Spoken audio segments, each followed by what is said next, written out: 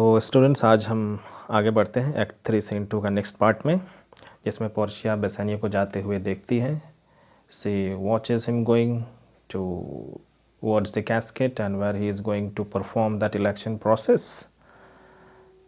And Portia is saying that I'm much more afraid than you are.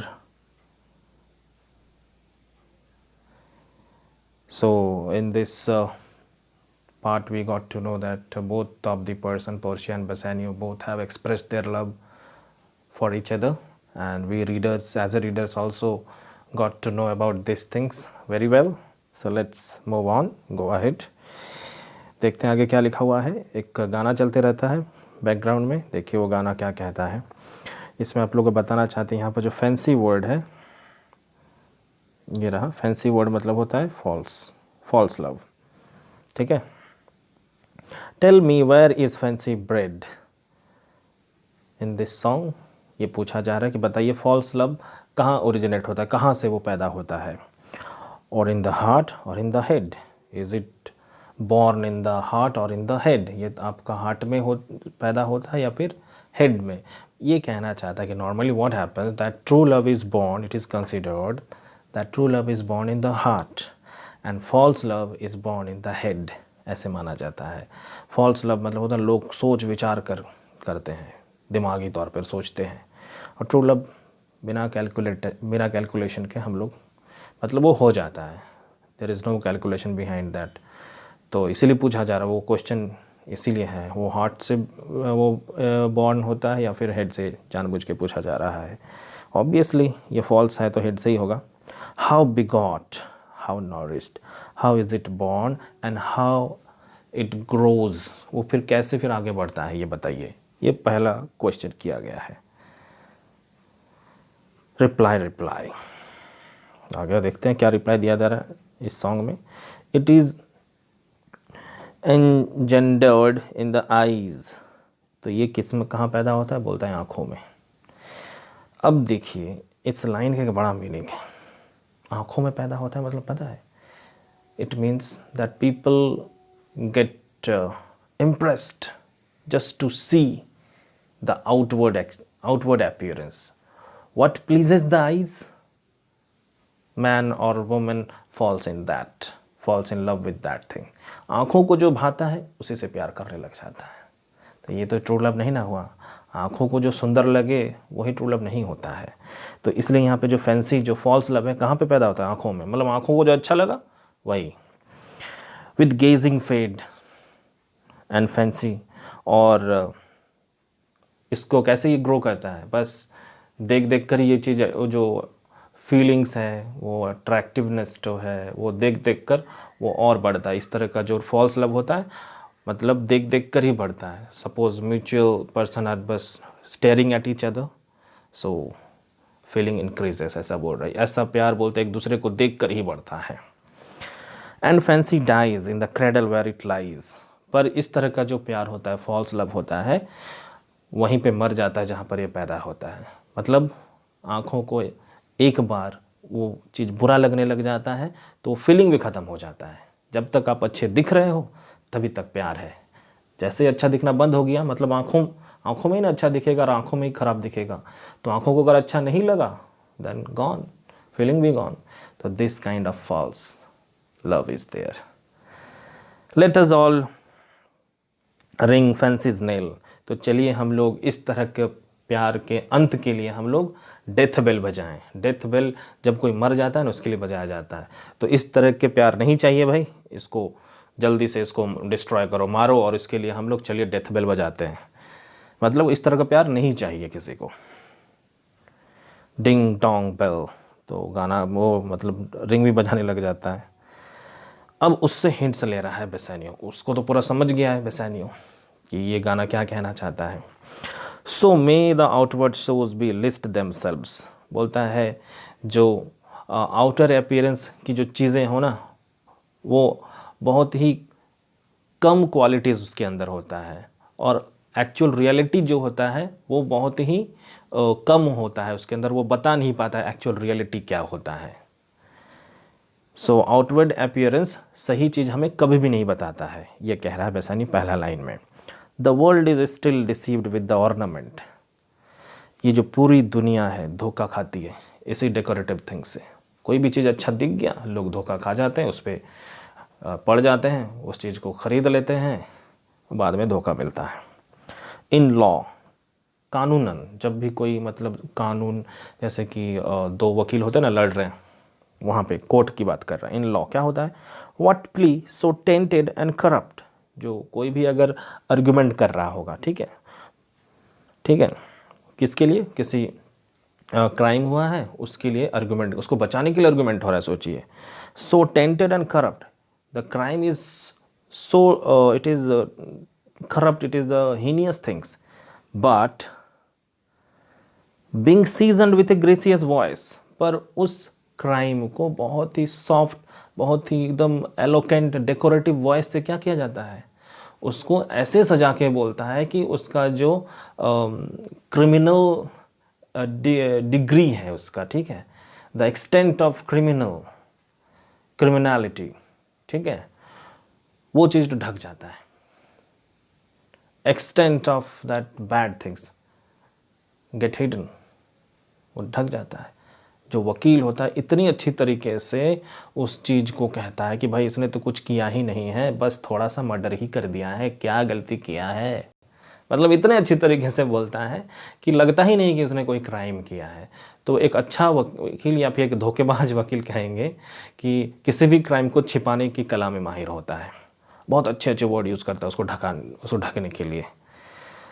तो ठीक है, तो किसी भी ख़राब चीज़ को ढकने के लिए एकदम अच्छी चीज़ों का ज़रूरत होता है बाहर से। तो यहाँ पर जो क्रिमिनल एक्टिविटी है उसको ढका जा रहा है ग्रेसियस वॉइस से, ठीक है, obscure the show off evil, और उस ग्रेसियस वॉइस से, उस अच्छी बातों से एक्चुअली वो जो क्राइम है वो ढक जाता है पूरी तरीके से और लोग बच भी जाते हैं। तो एक्चुअल सोसाइटी में जो हो रहा है वही चीज़ बेसैनियो कह रहा है। इन रिलीजन, अब धर्म में क्या होता है?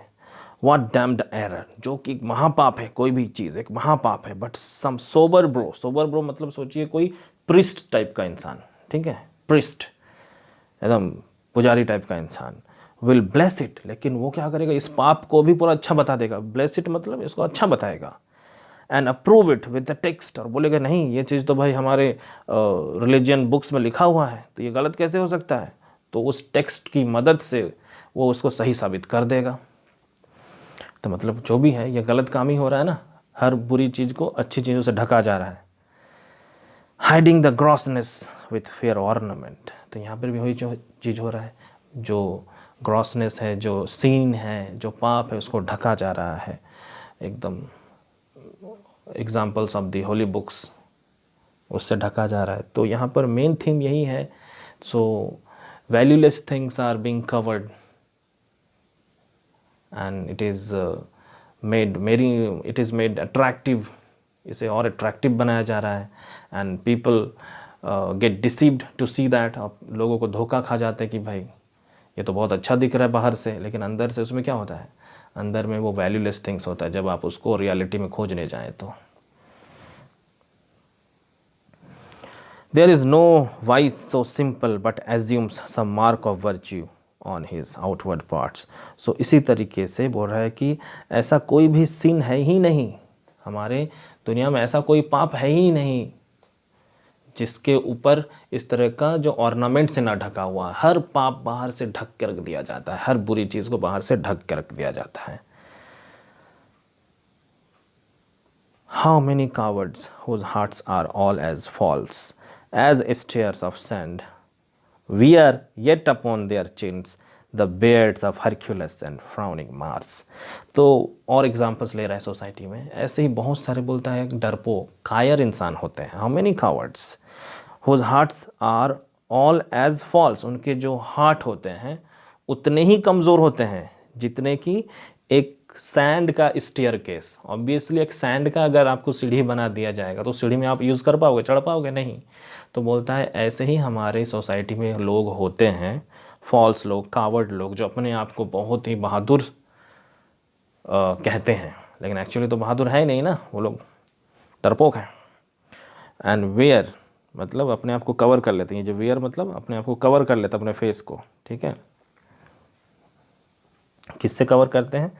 वेयर येट अपॉन देयर चिन्स, अपने चेहरे को ढक लेते हैं। The beards of Hercules, Hercules एक बड़ा ही एकदम वॉरियर था, ब्रेव था, तो लेकिन हरक्यूलस क्या ना अपना दाढ़ी रखता था, तो बोलता है अपने आप को ब्रेव साबित करने के लिए ना उसके जैसा ये तरह के कावड़ लोग दाढ़ी रखते हैं, ये दिखाने के लिए देखो भाई हम भी बहुत बहादुर हैं, पर असल में है नहीं। एंड फ्राउनिंग मार्स, और एकदम मार्स जो है वो भी एक वॉरियर माना जाता था, उसके जैसा एकदम एंग्री फेस को कॉपी करके रखता था इस तरह के कावड़ लोग। तो कावड़ लोग क्या करते हैं, अपने आप को बहादुर, अपने आप को एकदम एरो मतलब एग्रेसिव दिखाने के लिए, जो हिस्ट्री में जो बहादुर लोग हैं, जो एग्रेसिव लोग हैं, उनका कुछ क्वालिटीज़ को अपने अंदर रखते हैं। हरक्यूलस दाढ़ी रखता था, तो अभी के कावड़ लोग भी दाढ़ी रख रहे हैं, ये बताने के लिए हम भी हरक्यूलस जैसा ही मजबूत इंसान है, बहादुर इंसान है, और मेरे अंदर भी उतनी ही ताकत और गुस्सा है जितना मार्स के अंदर था, और उस तरह का लुक भी अपने आप को देते हैं वो लोग, पर एक्चुअली में है एक नंबर का coward. Who inward searched have livers white as milk, अगर उनकी रियलिटी को खोजा जाए तब समझ में आएगा कि वो लोग एकदम डरपोक हैं। तो शेक्सपियरियन एरा में माना जाता है कि जिसका लीवर वाइट होता है ना वो बड़ा ही डरपोक होता है, जिसका लीवर रेड होता है वो बड़ा बहादुर होता है। तो इसलिए कहा गया है कि उनका जो लीवर होता है दूध के जैसा मिल्क होता है, माने लोग डरपोक होते हैं। एंड दीज एज्यूम बट वेलर्स एक्सक्रीमेंट, और इस तरह के लोग एज्यूम मतलब अपने पास रखते हैं, वेलर्स एक्सक्रीमेंट, एक्सक्रीमेंट मतलब वही दाढ़ी वगैरह है ना, आउट ग्रोथ, तो अपने चारों तरफ जैसे फेस में दाढ़ी रखते हैं, ये दिखाने के लिए, अपनी बहादुरी की पहचान दिखाने के लिए।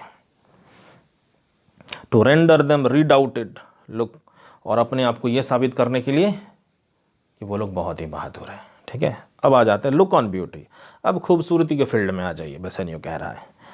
And you shall see this purchased by the weight, और आपको पता चल जाएगा कि बहुत सारी जो औरतें हैं या लड़कियां हैं अपने आप को खूबसूरत बनाती हैं कॉस्मेटिक थिंग्स से, ख़रीदा जाता है ये सारा चीज़, है ना, बहुत सारी मार्केट में मिलता है, वो सारे मुंह में पोत लेता है ये लोग और अपने आप को खूबसूरत बोलता है।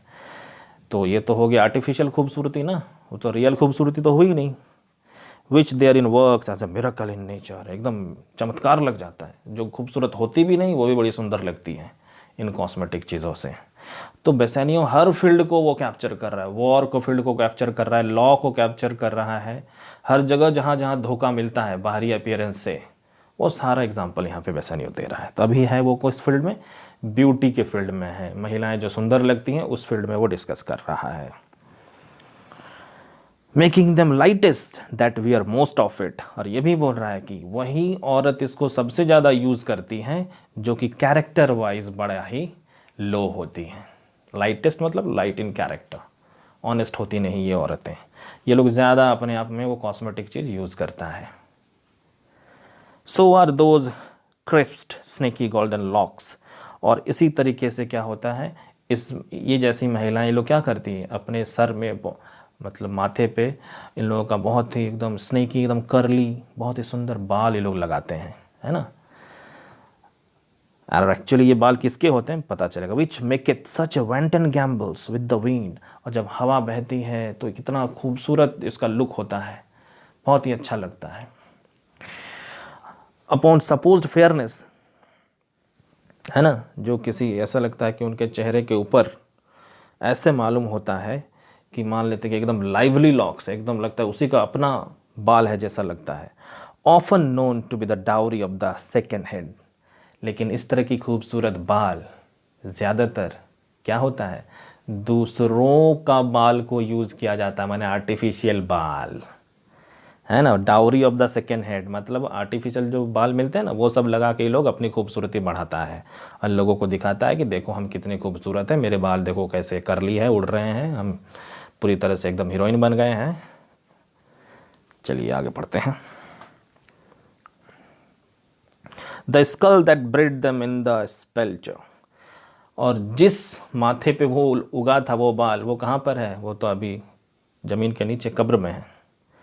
दस ornament is but the gilded शोर, इसी तरीके से ऑर्नामेंट मतलब डेकोरेटिव थिंग्स होते हैं, वो क्या होते हैं, एकदम बड़ा ही ये लोग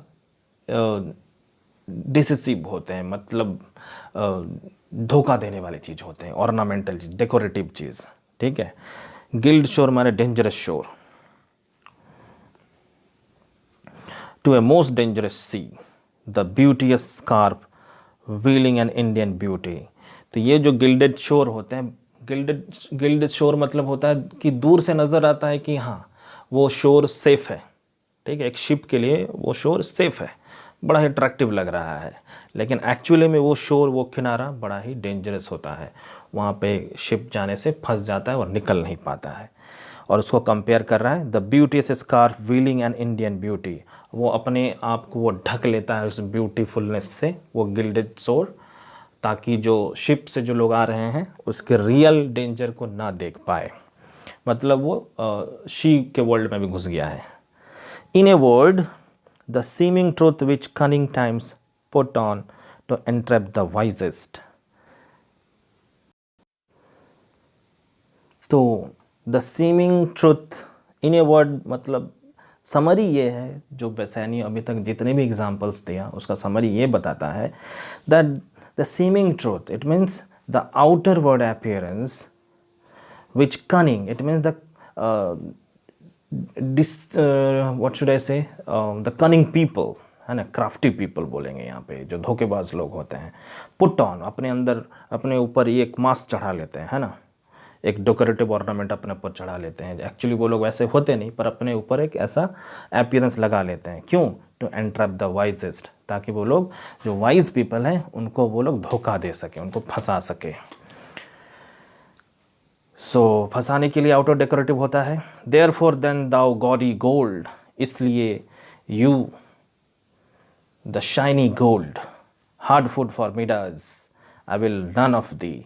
तो उससे पूछ, उसको कहता है गोल्ड कैस्केट को, you are the hard food for Midas. Midas एक राजा था जिसको ये एक ब्लेसिंग्स मिला हुआ था कि वो जिसको भी छुएगा सोना हो जाएगा।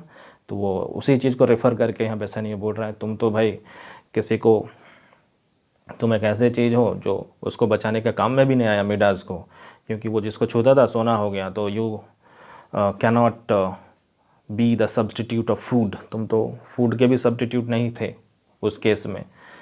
तो ये बोलकर उसको छोड़ दिया। I will none of thee, मैं तो तुम्हें चूज़ नहीं करूँगा।